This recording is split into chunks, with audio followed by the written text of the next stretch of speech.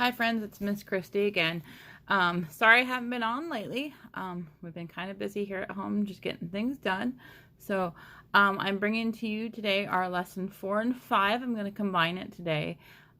Today's lesson is going to be about two words we really don't know, but they're kind of new words for us. The first word is betrayal, and the second word is denial. So those are kind of our key words today as we hear our stories. One's about Judas and the other one's about Peter. So I'm going to read to you the story for today. And again, I'm reading out of our Bible for early readers.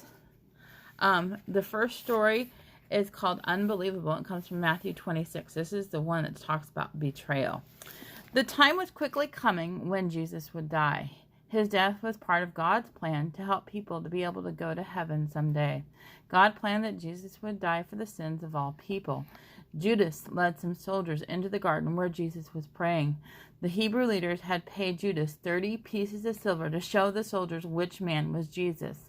The soldiers could bring him to the Hebrew leaders.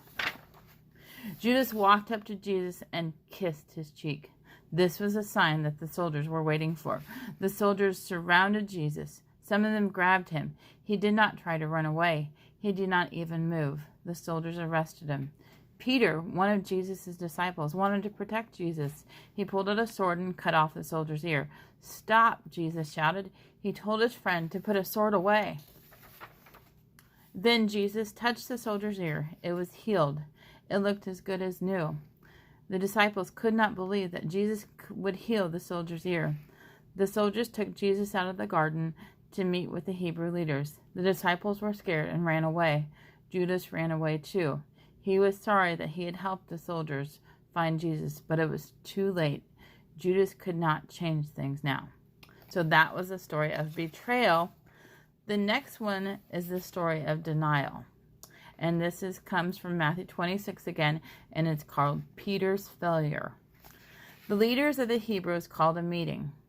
Even though it was late at night, most of the official people came. Jesus stood in front of them while they accused him of things that were not true. Peter followed far behind the soldiers. He wanted to see what happened to Jesus, but he did not want anyone to know that he was Jesus' friend.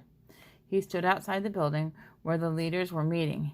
He warmed his hands over the fire. "You are a friend of Jesus," a girl said. She said it so loudly that the others heard her. Peter was afraid. "What are you talking about? I do not know him," Peter shouted. You think that's kind of odd? Peter knows him. A little while later, another girl pointed at Peter. "You were with Jesus," she said. "I saw you with him." Again, Peter shouted, "Leave me alone. I do not know him." Again, Peter's saying he does not know him, but he really does. Later, another person said, "You are a stranger in Jerusalem. You must be one of Jesus' followers." Now Peter was very scared. "Once and for all, I am telling you that I do not know that man," he shouted. Just then, Peter heard a rooster crow. Peter remembered that Jesus had said earlier that day. Peter had bragged about how much he loved Jesus.